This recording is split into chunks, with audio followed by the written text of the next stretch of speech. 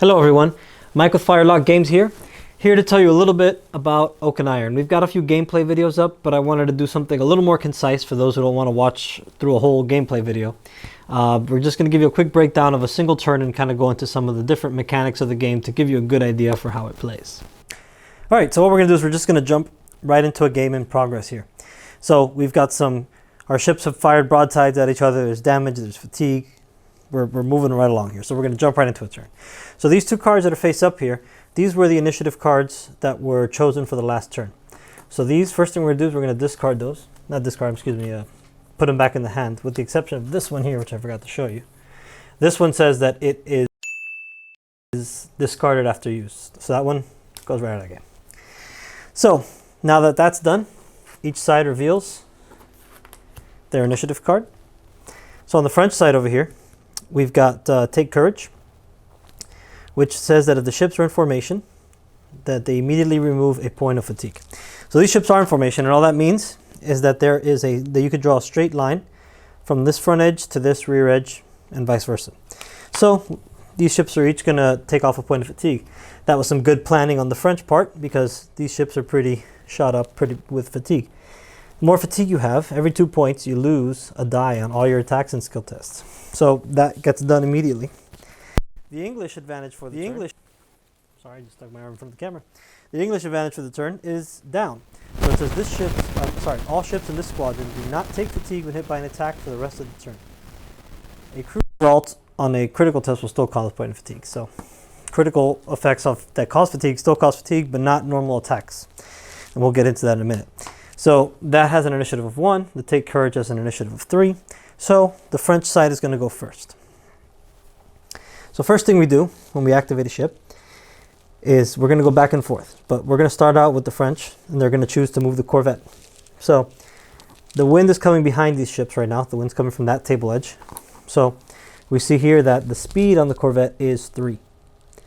So that means that I'm going to get the speed 3 tool, and that's what I'm going to use to move the corvette. Now, before I move, I have an option. I can roll a skill test, and a skill test is simply a dice roll of 5 dice, and I'm looking for a skull result or a sail result, at least one of each of any of those, to be successful. And the options I have, I can either choose to adjust course, which will let me get an extra turn, or I can move this speed up or down by 1 just for this turn. So that's not necessarily changing sails, that's more along the lines of trimming the current sail set or spilling wind or something along those lines.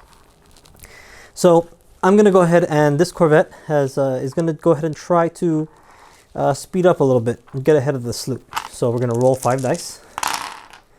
We got some sails and skulls, so we passed that. Okay, so instead of 3, I'm going to jump up to 4. So I could do 1 turn, either at the beginning or end of my movement. The corvette actually has the opportunity to do 2, but I think 1 will suffice. So the turn, I'm going to put the arrow on the tool lined up with the arrow on the base, right? Okay, and then I'm just going to pivot on that point up to the very edge of the triangle. I don't have to go all the way if I don't want to, but I think I do in this case, so we'll leave it there. That turn is complete, so now we're going to move forward 4. So we're going to do the same thing. Follow the triangle up. Follow the arrow up to the other arrow, and you've got to do the whole move. So you can't move in between. So that move is now done. I don't think, you know what, I'll do 1 more turn for good measure, in case that sloop gets ahead of us. So turn 1 more right there. And now that move is complete. Once you're done moving, you can choose to take an action. So the actions available are to reload. I could remove that reload marker to let me fire a broadside. I could repair to take off a point of damage, or rally to take off a point of fatigue, or I could change my sail setting. So I'm going to go ahead and choose to reload. So I'm going to pull that reload marker off. And now my ship is all done. And I'm going to take a wake marker to show that. And then we're going to move on to the next side. Is now going to move 1 ship. So the English side now gets to go. And they're going to go ahead and move their sloop first. So their sloop has a speed of 3 downwind. So I'm going to grab the speed 3 tool. And I'm not going to do any adjust course or anything like that. I think I'm just going to move 3 with the sloop. Sloop has a lot of damage, so he is not super excited to get close to that corvette. So we're going to put that there. move to the end, and turn out a little bit. All right. So for my action on the sloop, he's got a lot of damage, so I'm going to go ahead and opt to repair. And when I repair, I just take off one damage bubble, and that'll do that. So now he's all done. So he takes a wake marker, and we move back to this side. So my frigate is going to go ahead and try to adjust heading so he can make a turn. His speed, he's got the fast special roll, so that lets me increase my speed from 3 to 4 without having to roll for it if I wanted to, which I do as long as I'm sailing downwind. So I'm going to try to roll my skill to see if I can get the extra turn. However, he has 2 points of fatigue. So since I have 2 points of fatigue, instead of rolling 5 dice, I roll 3. Because for every 2 points of fatigue, you lose 2 dice from any skill test or attack. So again, I'm looking for a sail or a skull. I still got a skull, so I can still do my extra turn. So I'm gonna do a turn right here, using the same tool I would use for moving. So my turn is done. And now I'm gonna go ahead and do my move. I'm gonna just move 3, I think that's good. So I'm gonna go there, and then I could do my normal turn that I'm allowed to do, as the one I rolled for earlier is an extra one. And I'm gonna turn right there on that point. All right. And for my action, I'm going to go ahead and not reload. I'm going to rally because I want to get rid of that dice penalty. Okay, so now he's done. Over to that English galleon over there. So the galleon has a speed of 3 downwind, but we're going to go ahead and try to speed him up. He only has 1 point of fatigue, so he has no penalty. So we're going to try to speed him up to 4. He got a couple sail there, so no problem. So we're going to move 4. And he's just going to go straight forward 4, no turning. Try to get behind that sloop and just keep station there. Okay. And for his action, he'll take off that reload marker, place his wake to show that he's moved. All right, and the turn is now complete. Sorry, the phase, not the turn. So the phase is now complete. The action phase is done, and we move on to the combat phase. So as the French have the initiative, they're going to get to fire first. So both of the little mini squadrons here have all their ships in formation. What that means is that all the ships in formation will fire before any ships on the other side fire. If no ships are in formation, then we just go back and forth. But since all the ships are in formation, they're going to fire together, as you'll see now. So first thing we're going to do is our corvette here is going to fire a broadside at the sloop. So what we're going to do is we're going to check the range. So you check the closest 2 points, which is there, and we can see there that we are within pistol shot. And that's going to determine what we need to hit. The amount of dice we need to roll is determined by the ship's broadside value. So our corvette here has a broadside value of 4. I only have 1 fatigue, so I don't have to worry about losing dice. So I get 4 dice, and based on the little symbols shown here is what I need to hit. So a pistol shot, we hit at pistols, muskets, cannons, and skulls. And skulls are always a possible critical hit.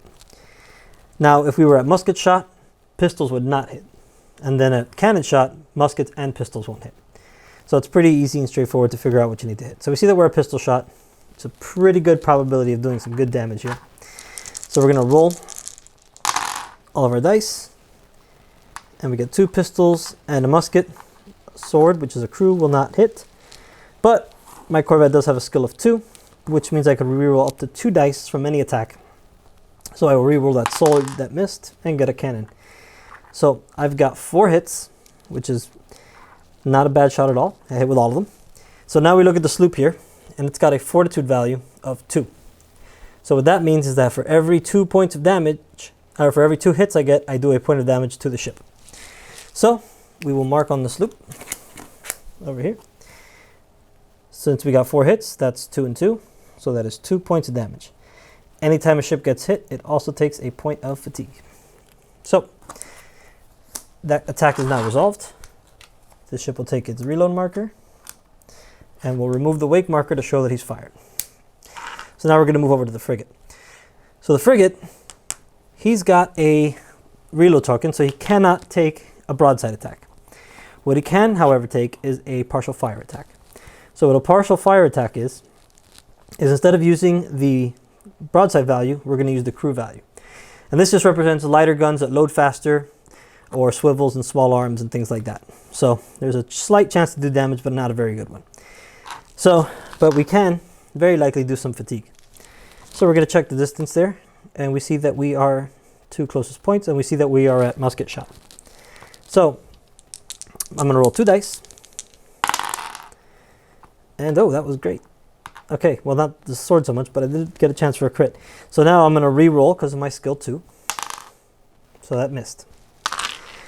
So I did get a chance for a critical. Anytime you get a skull, even if you don't do any damage, you'll get a chance for a critical. So the galleon, if we notice here, the galleon has a fortitude of 3, which means I need at least 3 hits to do damage. So obviously we didn't even have a hope to do damage. And it has a rule called high freeboard. And high freeboard means that I need at least 2 hits to do a point of fatigue against the ship. So this skull is our only hope of doing anything. So we're going to get to re-roll it now. And I'm looking for another skull, a sail, or a sword, as the sword is the value for crew. I got a cannon, which does nothing. So had I roll a skull, that's basically a critical hit that'll always do damage. So if I would have rolled a skull, that galleon would have taken a point of damage.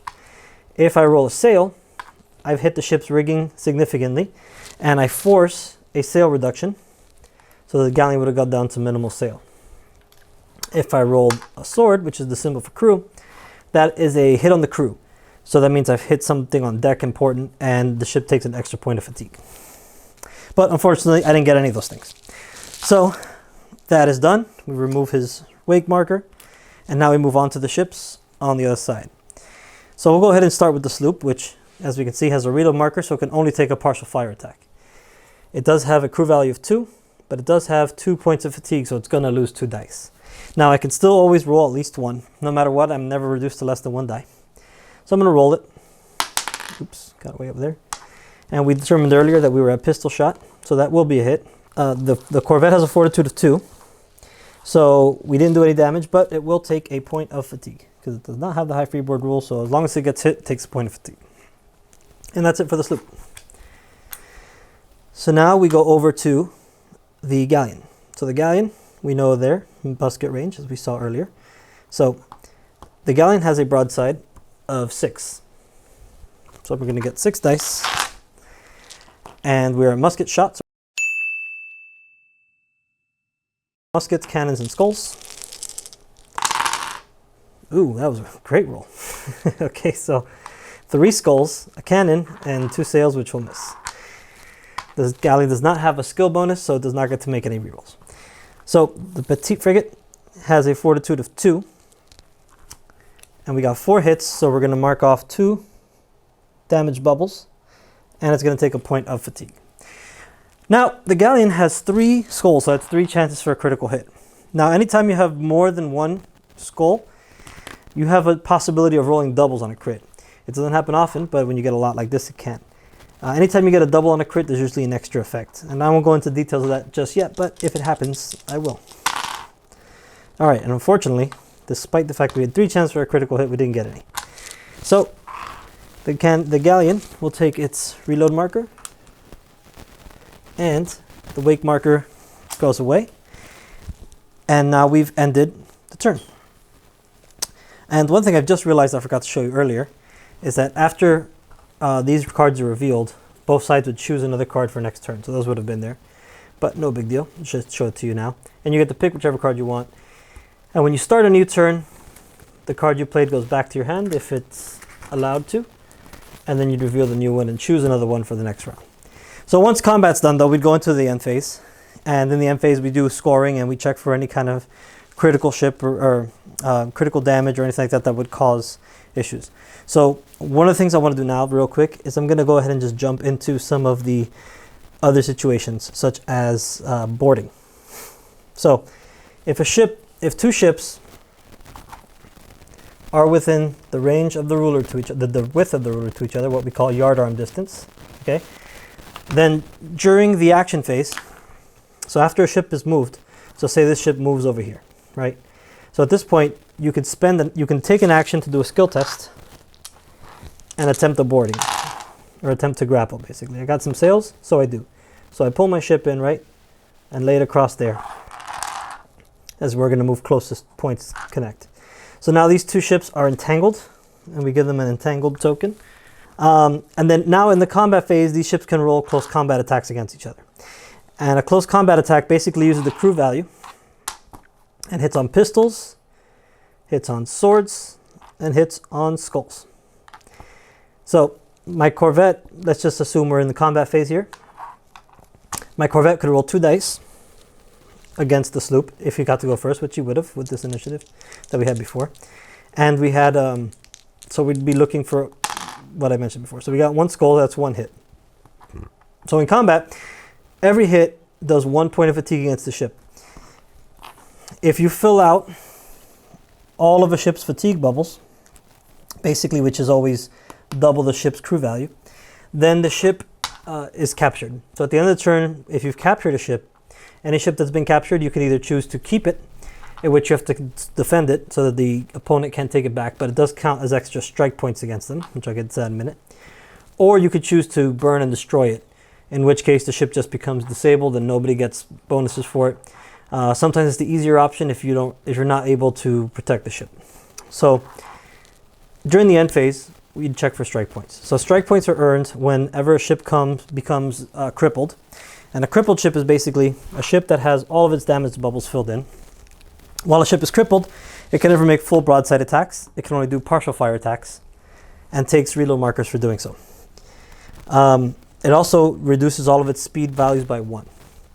So while a ship has all its damage bubbles filled out, when it takes damage, obviously it can't take any more. So what happens instead is every point of damage it would take would become a crit. So say a ship got hit for 4 damage. It won't mark 4 damage. Instead, 4 dice will get rolled against it. And if any skulls come out, then the ship becomes disabled. And a disabled ship is basically destroyed. It's just going to sit in place and kind of float around, getting in the way. At the end of every turn, you always roll to see if a disabled ship sinks. So strike points are earned by 1, having ships crippled, 2, having ships disabled, and 3, having ships captured. If you ever have more strike points than you have ships that are not disabled or captured, you immediately lose the game at the end of the turn. There's also some scenario conditions that'll earn you strike points in all the different scenarios. And that is pretty much it. So leave your comments below. We're going to post this on our Kickstarter page. Feel free to post comments there or on Facebook or anywhere you know to reach us.